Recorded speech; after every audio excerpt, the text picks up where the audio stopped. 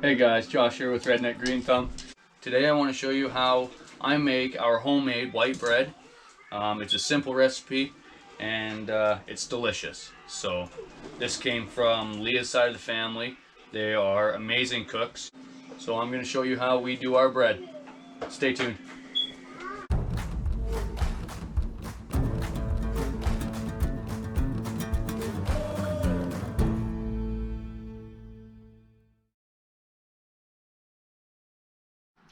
So this recipe will make 2 loaves of white bread.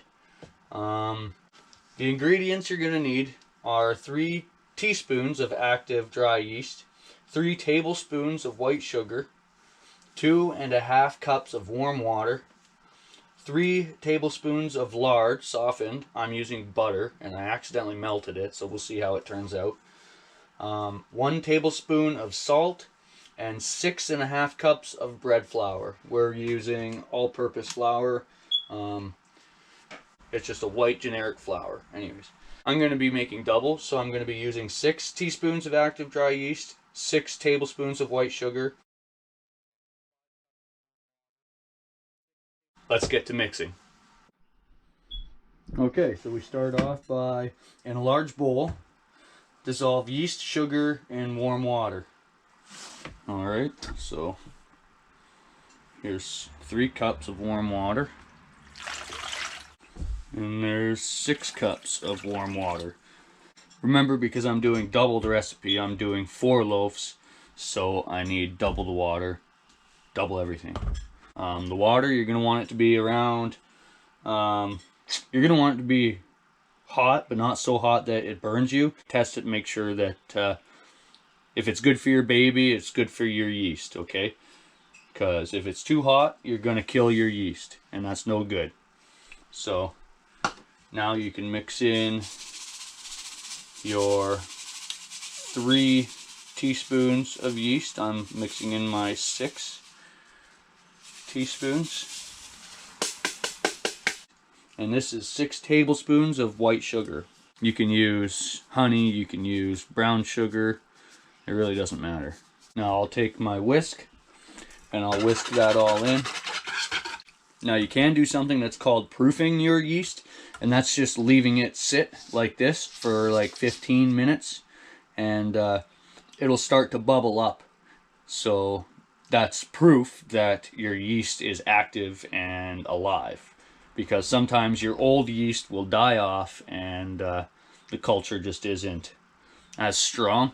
So I'm not going to proof my yeast because I know that it's fresh. Okay, yeast and sugar and water is all mixed. Okay, so now we're going to stir in the butter. We're just going to go like that. Like I said, I melted my butter by accident, so I'm not absolutely sure how this is going to turn out, because I know that it does make a difference. So butter, the salt, you're going to want to use 1 tablespoon of salt. I'm using 2 tablespoons. Okay, mix that up. Oil and water doesn't mix, so try and get it incorporated as much as possible. You're going to want to put in 2 cups of your flour. I'm putting in 4.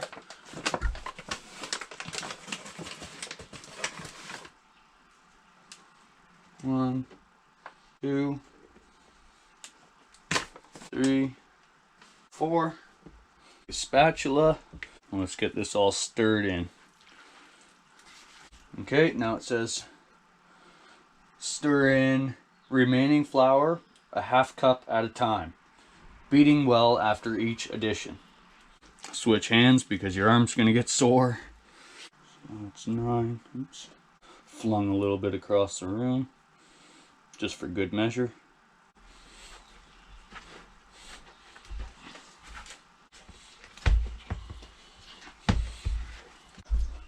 So I'm going to get my assistant to put another 2 cups of flour to finish off for 13 cups.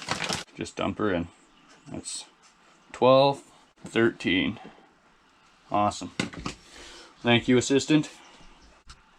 When the dough has pulled together, turn it out on a lightly floured surface. Knead until smooth and elastic.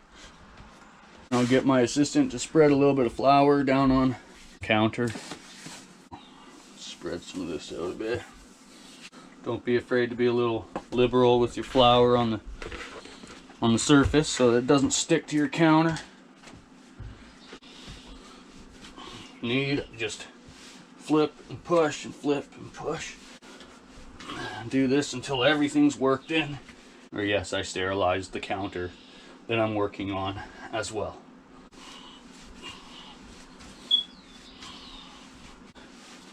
Now the more you knead your dough, the nicer it's going to come out. So don't skimp on this process. Knead it until your heart's content, until your arms are sore, or until it's done. Like, it's got to be nice and flat. This isn't smooth enough. It's got to be nice and smooth. I'm going to ask my assistant just to move this stuff out of the way here that's been used already. You're going to put the dough back in here. Yeah. That one's going to stay there. That one can go there. Here, this one too. Thank you very much. I watched a video on YouTube of this girl that was making a different recipe, and she said that if you're kneading when you're mad at somebody, it's a bonus because you knead even better. I think she's right, because you actually have like a punching bag here to let your anger out on.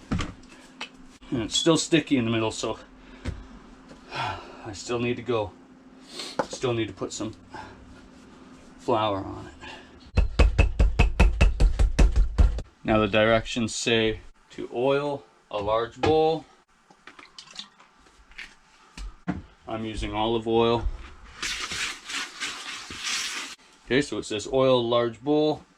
Place the dough in the bowl and turn to coat with oil.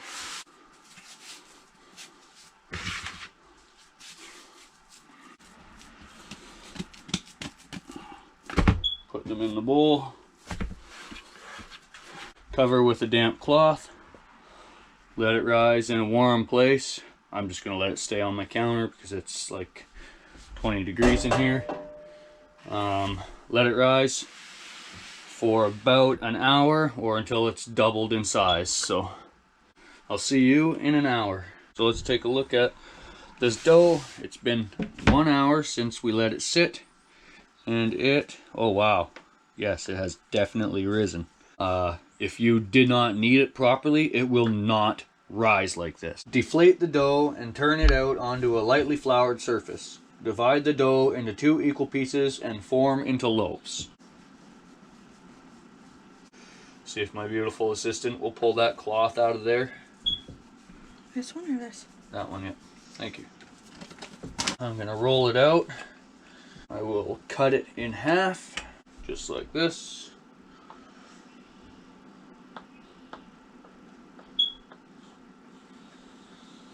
Beauty. I'm just gonna start rolling it.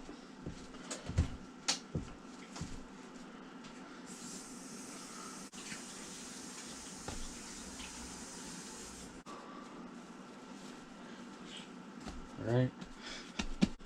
Fluff up the edges, kind of roll it down a bit, and just lightly grease all of these pans. And form into a loaf. And drop it in. 2, 3, 4. Now we take and we're going to cover these up. So we'll keep those covered over again for another half hour to 45 minutes. Let them double in size again. And after they've doubled in size, they'll be ready to go in the oven. I'll see you when they're ready. Okay, so it looks like they've risen pretty good. So I'm actually going to leave them for another 5 minutes just to be sure that they've risen. They're going to rise a little bit in the oven, but let's give them another 5 minutes. So while you're waiting for these to rise for the last couple minutes, go ahead and preheat your oven to 425 degrees Fahrenheit. We're not going to bake them at 425. We're just going to heat the oven up to 425. And then once they're ready to go in, we're going to turn the oven off and then turn it back on to 350.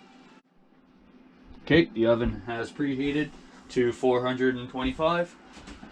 Just going to turn it off and turn it back on to 355.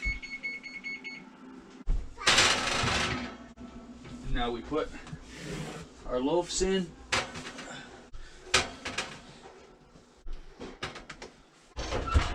We set a timer for 30 minutes. Okay, it's been 41 minutes. I left them in for an extra 5 minutes. Leave them in for 30 minutes or until the top is golden brown. And the bottom of the loaf sounds hollow when tapped. You can't really test that until you pull it out and let it cool. So let's take a look. Nice, look at that. Now we let them cool. Yeah, sounds hollow. Guess we'll freeze those 3. And we'll cut down into this one. See what it looks like.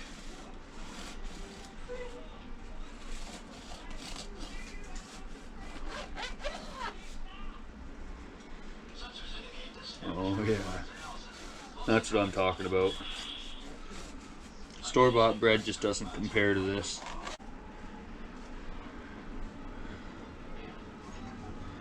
There you go. So anyways, that's how we make our homemade bread.